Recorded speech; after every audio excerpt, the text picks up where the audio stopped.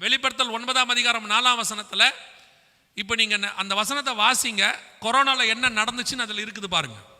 பூமியின் புல்லையும் பசுமையான எந்த பூண்டையும் எந்த மரத்தையும் சேதப்படுத்தாமல் தங்கள் நெற்றிகளில் தேவனுடைய முத்திரையை தரித்திராத மனுஷனை மாத்திரம் சேதப்படுத்தும்படி அவைகளுக்கு உத்தரவு கொடுக்கப்பட்டது. இப்போ இந்த கொரோனாவில் என்ன நடந்துச்சுன்னு நினைக்கிறீங்க?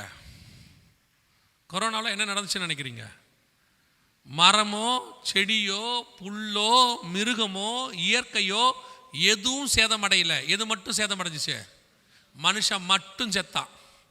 9ஆம் அதிகாரம் 4ஆம் வசனத்தினுடைய விளக்கம். அது இன்னும் நடக்கல, இனிமேட் தான் நடக்க போகுது.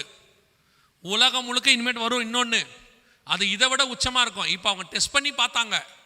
டெஸ்ட் பண்ணி பார்த்ததில் சக்ஸஸ்ஃபுல்லாக வேலை செஞ்சிருச்சு.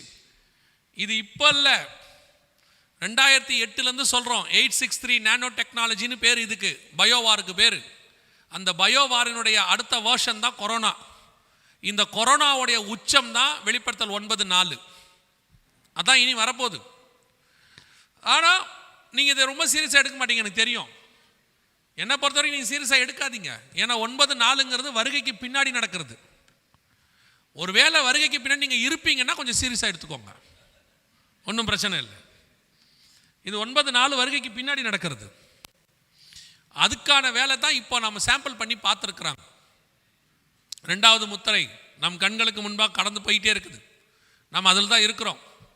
இது இப்படி போய்கொண்டே இருக்கும்போது 2021 ஏப்ரல் மாதம் கர்த்தர் ஒரு மிக முக்கியமான ஒரு காரியத்தை உணர்த்தினார். உச்சத்தில் இருக்குது, செகண்ட் வேவ் போயிட்டு இருக்குது கொரோனாவில். அப்போ தான் டெய்லி வீடியோ போட்டுக்கிட்டு இருக்கிறோம், இது சம்பந்தமாக வீடியோ போட்டுக்கிட்டே இருக்கிறோம். ஒரு நாள் ஆண்டவர் சொன்னார், 3வது முத்திரையை பற்றி பேசு அப்படின்னு சொன்னார். 3வது முத்திரை, ஏன்னா இப்போ 2வது முத்திரை தான் போயிட்டே இருக்குது, 3வது முத்திரையை எப்படி பேசணும்? அப்போ ஆண்டவர் உணர்த்தினார், எந்த ஒரு காரியமும் உச்சத்துக்கு போச்சுன்னா அடுத்து அது என்ன செய்யணும்? கீழே இறங்கணும். எது வேணாலும் சரி, எவரெஸ்ட்டுக்கே நீங்கள் ஏறிட்டாலும் அடுத்து என்ன பண்ணணும்? கீழே தான் இறங்கணும். ஆண்டவர் சொன்னார், இது கீழே வரும், நீ 3வது முத்திரையை பேசு, அதான் வரப்போகுது அப்படின்னார். 2021 ஏப்ரல்லேருந்து 3வது முத்திரை குறித்து பேச ஆரம்பித்தோம். 3வது முத்திரை எதை பற்றி அப்படின்னு கேட்டிங்கன்னா, ஒரு கருப்பு குதிரையை கண்டேன், அதன் மேல் ஏறி இருந்தவன் ஒரு தராசை பிடித்திருந்தான். ஒரு பணத்திற்கு 1 படி கோதுமை என்றும், ஒரு பணத்திற்கு 3 படி வார்கோதுமை என்றும், எண்ணெயையும் திராட்சை ரசத்தையும் சேதப்படுத்தாதே என்று 4 ஜீவன்கள் மத்தியிலிருந்து சொல்ல கேட்டேன். இந்த வசனமெல்லாங்க உங்கள் வீட்டிலே ஒரு 50 வருஷமாக இருக்குது. அதனால் உங்களுக்கு அதுக்கு மரியாதை கிடையாது. நம்ம வீட்டில் எப்போவுமே பாருங்கள், இந்த புதுசாக வாங்குகிற தொடப்பத்துக்கு ஒரு மரியாதை இருக்கும். அதே தொடப்பத்துக்கு ஒரு வருஷம் ஆச்சுன்னா என்ன கிடையாது? மரியாதை கிடையாது. அதே மாதிரி தான் புதுசாக பிறக்கிற குழந்தைக்கு எல்லாரும் தூக்கி கொஞ்சுவாங்க. அதே ஒரு 60 வயசான அம்மாவுக்கு மரியாதை இருக்காது, அது ஓரமாக ஒரு கட்டிலில் இருக்கும். உங்கள் வீட்டில் அந்த அம்மாவை விட பழசு இந்த பைபிள்.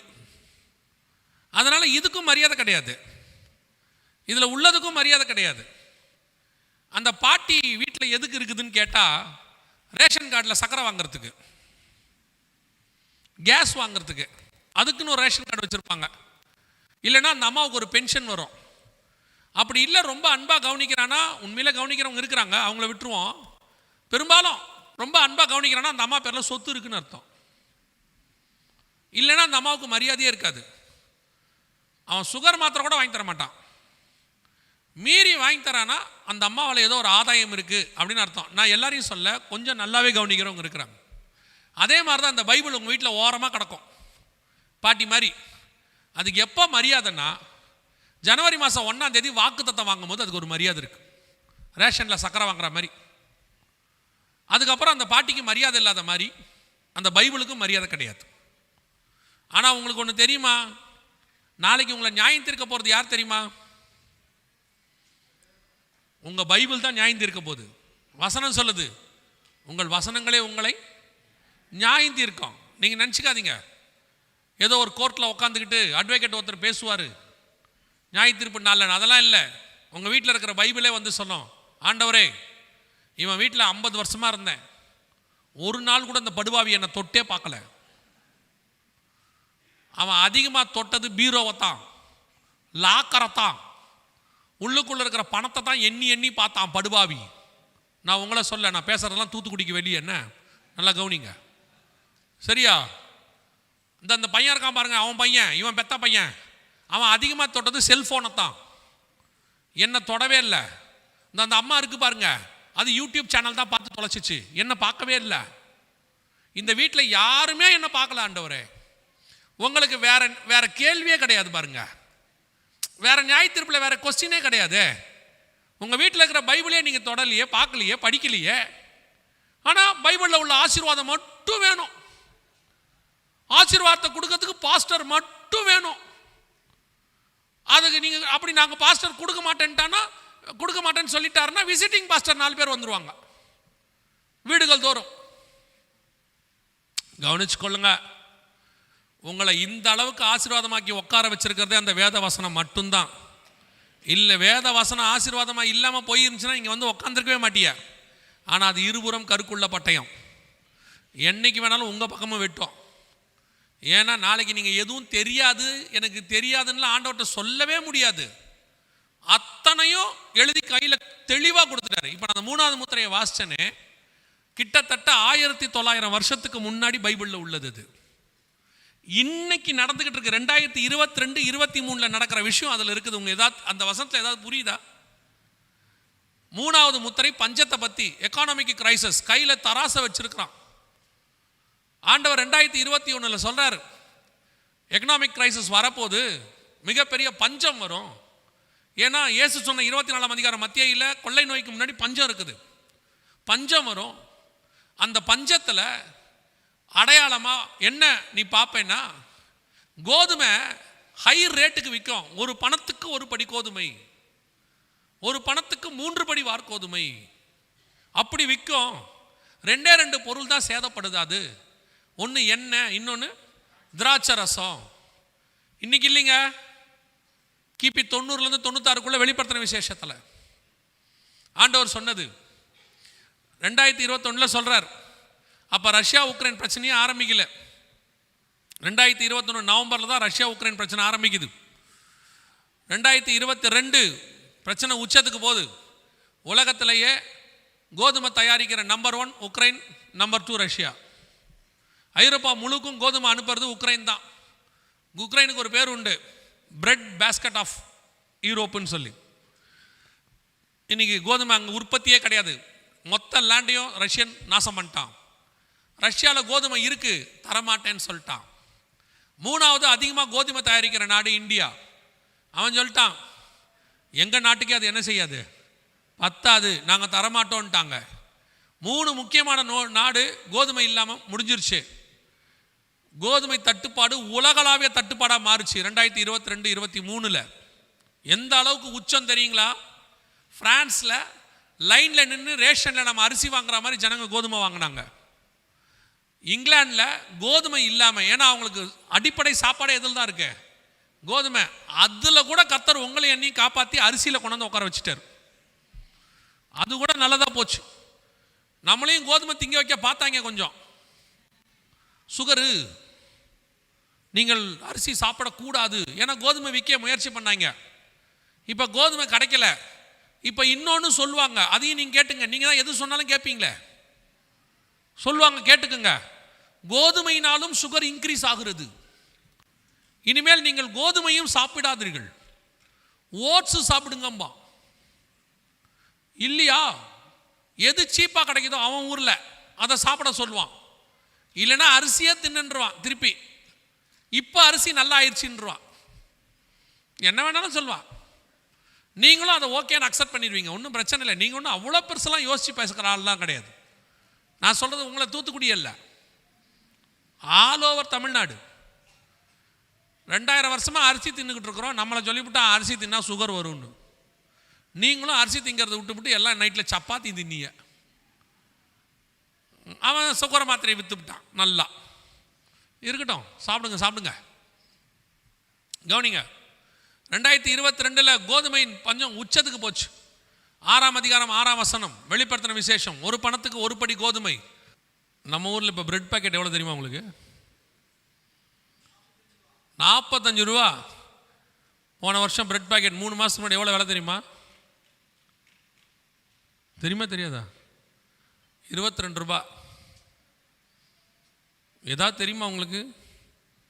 சரி, நாங்கள் என்ன ரேஷன் கடைக்கா வந்திருக்கோம்? சர்ச்சுக்கு தானே வந்திருக்கோம். விலைவாசி பட்டியல் எங்களுக்கு எதுக்குன்னு கேட்குறீங்களா? கோதுமையினுடைய விலை டபுள் மடங்காக போயிட்டுருக்குது. இந்த வசனம் இன்னைக்கு நேற்று எழுதுனது இல்லை, 1900 வருஷத்துக்கு முன்னாடி உள்ளது. கோதுமையினுடைய உற்பத்தி உச்ச லெவல் அடைய ஆரம்பிச்சிருக்குது. கோதுமையினுடைய பஞ்சம் இது ஒரு பக்கம், 6ஆம் அதிகாரம் 6ஆம் வசனத்தினுடைய ஒரு பகுதி. இன்னொரு பக்கம் எக்கனாமிக்கல் கிரைசஸ். ஒவ்வொரு பேங்காக திவாலாக தொடங்குச்சு. ஃபஸ்ட்டு ஆனது ஸ்ரீலங்கா, 2022 ஆரம்பம். 2021லேருந்தே சொல்கிறோம் ஸ்ரீலங்கா திவாலாக போகுது. நல்லா கவனிங்க, தீர்க்க தரிசனம்லாம் இல்லை, அங்கே நடக்கிற சம்பவமும் பைபிளில் உள்ளதையும் கம்பேர் பண்ணி பார்க்கும்போது அவ்வளோதான். நாங்கள் தீர்க்கதரிசி கிடையாது. ஏன்னா உங்களை பொறுத்த வரைக்கும் தீர்க்கதரிசி ஜனவரி மாதம் 1ஆம் தேதி தான் பேசுவார். மிச்சம் 364 நாளும் இயேசுநாதர் சும்மா இருப்பார். ஜனவரி 1 தான் அவங்க பேசுவாங்க. நீங்களும் நம்புங்க, வேற ஒன்றும் செய்ய முடியாது உங்களை. அப்போது ஸ்ரீலங்கா திவாலாக போகுதுன்னு 2021 வர IMF-உடைய ரிப்போர்ட்டை வச்சு சொன்னேன். ஸ்ரீலங்கா திவால் ஆயிடுச்சு. உணவு பஞ்சத்தில், வேற எதுலையுமே இல்லை. அதான் ரொம்ப முக்கியம். உணவு பஞ்சத்தில் 3வது முத்திரை தராசை பிடித்திருந்தான். ஒவ்வொன்றா ஆச்சு. ஃபஸ்ட்டு ஸ்ரீலங்கா, அப்புறம் பாகிஸ்தான், அடுத்து லெபனான் பேங்க் மூடிட்டாங்க. இதெல்லாம் நடக்க 2022 முழுக்க சொல்லிகிட்டே இருக்கிறோம், 3வது முத்திரை வரப்போகுது. நீங்கள் ஆஸ் யூஷுவல் யாரும் கேட்க தயாராக இல்லை. ஒரு சிலர் ஃபாலோ பண்ணுறாங்க, கேட்குறாங்க, தங்களை பாதுகாத்துக் கொள்ளுகிறாங்க, அது வேற விஷயம். 2023 ஆரம்பிக்கும் போது பாகிஸ்தான் திவால் ஆயிடுச்சு. அது கூட யாருக்கும் பெருசாக தெரியல. இப்போ அமெரிக்காவுடைய SVB, சிலிகான் வேலி பேங்க் கொலாப்ஸ்ட், முடியாச்சு. அதை ஒட்டி 20 பேங்க் மூடியாச்சு. இந்த ஒரு வாரத்தில் மட்டும் 30க்கும் மேற்பட்ட பேங்க்ஸ் மூடிக்கிட்டே வராங்க. ஒவ்வொன்றா கொலாப்ஸ் ஆகுது. இந்தியன் பேங்க்ஸும் மாட்டுது. வர ஜூன் மாதத்துலேருந்து இந்தியாவுடைய பொருளாதாரம் டவுன் ஆக போகுதுன்னு நம்ம சொல்லலை, அவங்களே சொல்லிட்டாங்க. ஆக சிறந்த அறிவாளிகள் இருக்கிறாங்க இல்லையா, அவங்களே சொல்லிட்டாங்க. ஸோ இதனால் 3வது முத்திரையின் இது அஃபீஷியலாக தொடங்குது. பூமியில் பஞ்சமும், மிகப்பெரியதான உணவு பஞ்சமும், பொருளாதார வீழ்ச்சியும் தொடங்குது. அதில் ஒரு பெரிய விஷயம் என்ன அப்படின்னு சொல்லி நீங்கள் கேட்டிங்கன்னு சொன்னால், இந்த உணவு பஞ்சத்தினுடைய இன்னொரு பார்ட் ஆண்டவர் அதிலே 6ஆம் அதிகாரத்தில் 6ஆம் வசனத்தில் சொல்கிறாரு, 2 பொருள் சேதப்படாமல் இருக்கும் அப்படிங்கிறார். ஒன்று எண்ணெய், இன்னொன்று திராட்சை ரசம். இங்கிலீஷில் பாருங்கள், திராட்சை ரசத்துக்கு கிரேப் ஜூஸ்ன்னு இருக்காது, ஒயின்னு இருக்கும். ஆல்கஹால் நம்ம சொல்கிறோமே அது. இன்னைக்கு பார்த்தீங்கன்னா உலகத்துடைய பொருளாதாரத்தை இன்னைய வரைக்கும் காப்பாற்றிக்கிட்டு இருக்கிற நம்பர் 1, நம்பர் 2 பொருள் எதுனா, ஃபர்ஸ்ட் ஆயில், கச்சா எண்ணெய், க்ரூட் ஆயில். அது மட்டும் இல்லை, அது ஒன்று, அது ஒரு ஆயில். அதுதான் இன்னைக்கு உலகத்தினுடைய பொருளாதாரத்தை. ஒரு பெரிய ஆச்சரியம் என்னன்னா, இப்போ இன்னும் சவுதி அரேபியாவில் ஆயில் புதுசாக கண்டுபிடிச்சிருக்கிறாங்க, நிறைய கிணறுகள் கண்டுபிடிச்சிருக்கிறாங்க. அவன் சொல்கிறான், இன்னும் மேசிவ் ஆஃப் ஆயில் எங்களுக்கு கிடச்சிருக்குது. ஸோ எண்ணெய் பூமியிலேருந்து சேதப்படலை, எண்ணெய் இன்னும் இருக்கு. இன்னும் இவ்வளோ உணவு பஞ்சத்துலையும் எண்ணெயோடைய பேரல் விலை ஏறலை.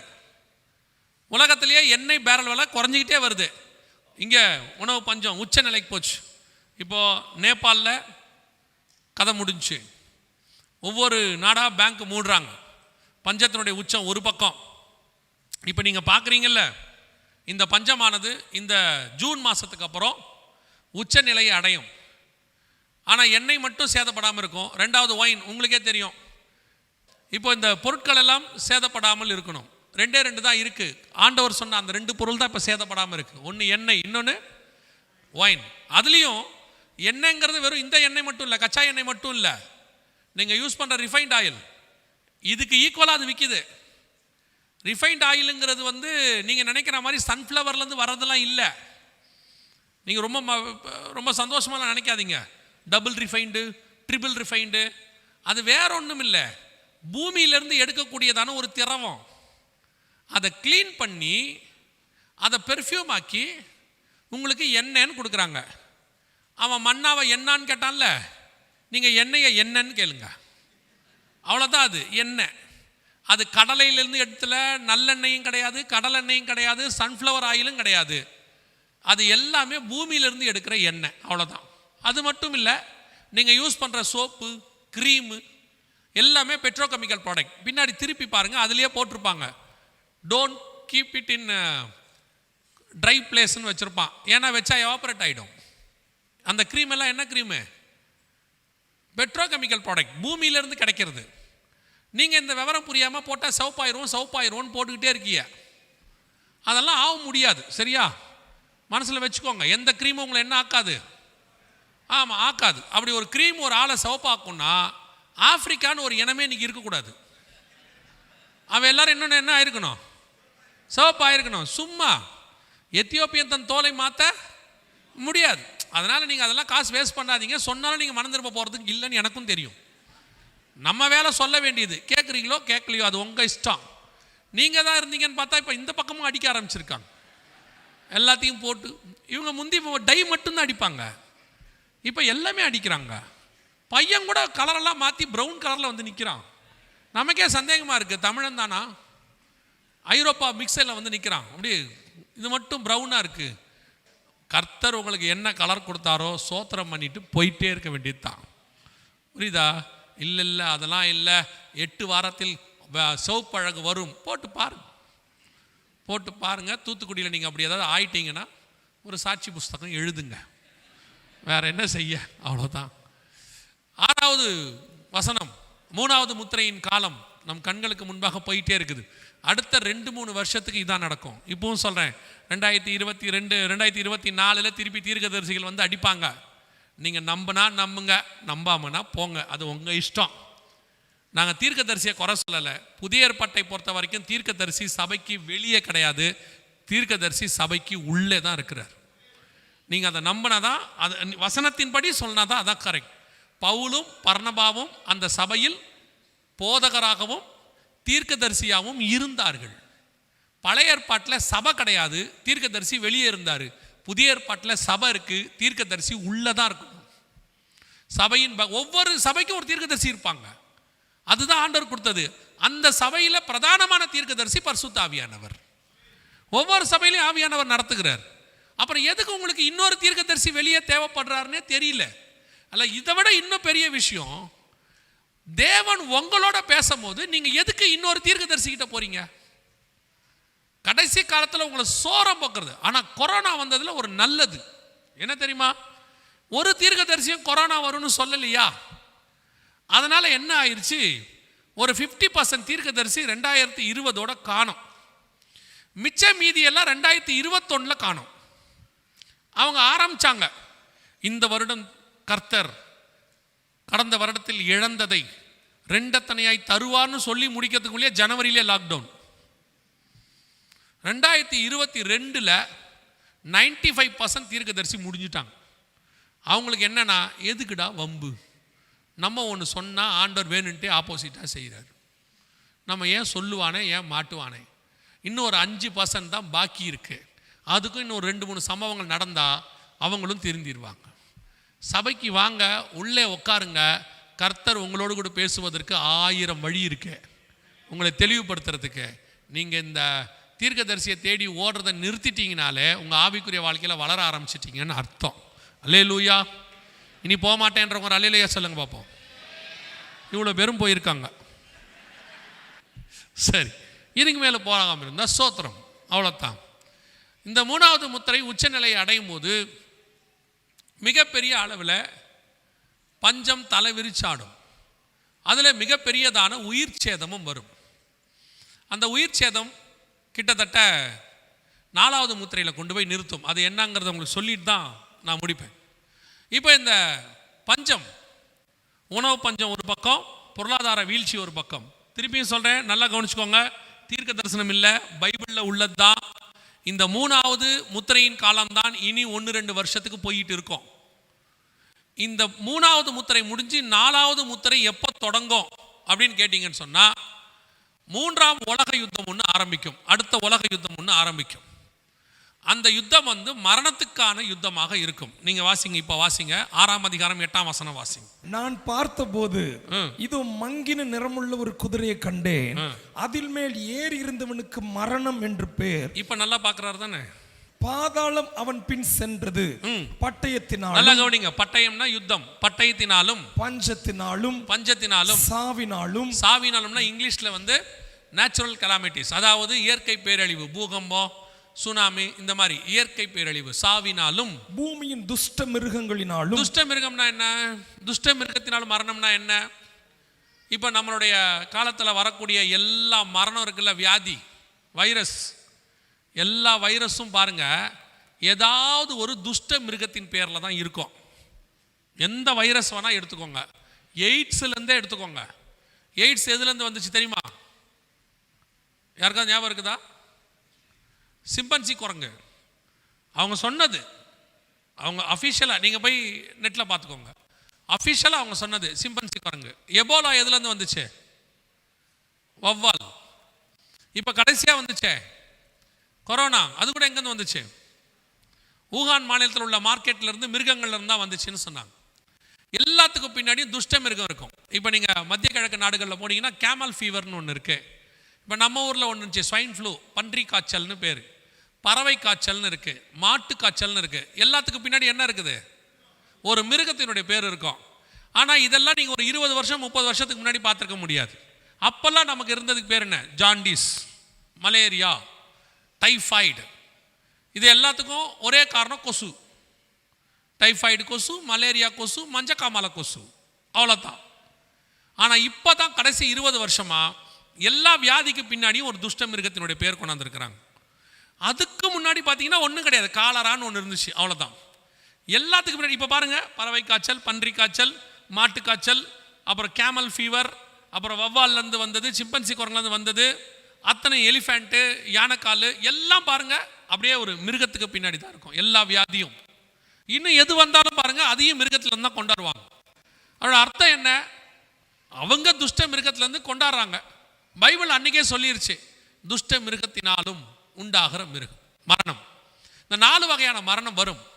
எப்போ ஆரம்பிக்கும் அப்படின்னு கேட்டிங்கன்னா, இந்த 3வது முத்திரை பஞ்சம் உச்சநிலை அடையும். இப்போ யூகே பேங்க்ஸ் மூட தொடங்கியிருக்கிறாங்க, இப்போ யூஎஸ் பேங்க்ஸ் மூட தொடங்கியிருக்கிறாங்க. இப்போ கொஞ்சம் கவனிங்க, இந்த 10 நிமிஷம் நல்லா கவனிங்க. இது அத்தனையும் அடுத்த 2-3 வருஷத்தில் நடக்கும். ப்ராஃபஸி கிடையாது, பைபிளில் உள்ளதான் நான் உங்களுக்கு சொல்லிட்டு இருக்கிறேன்.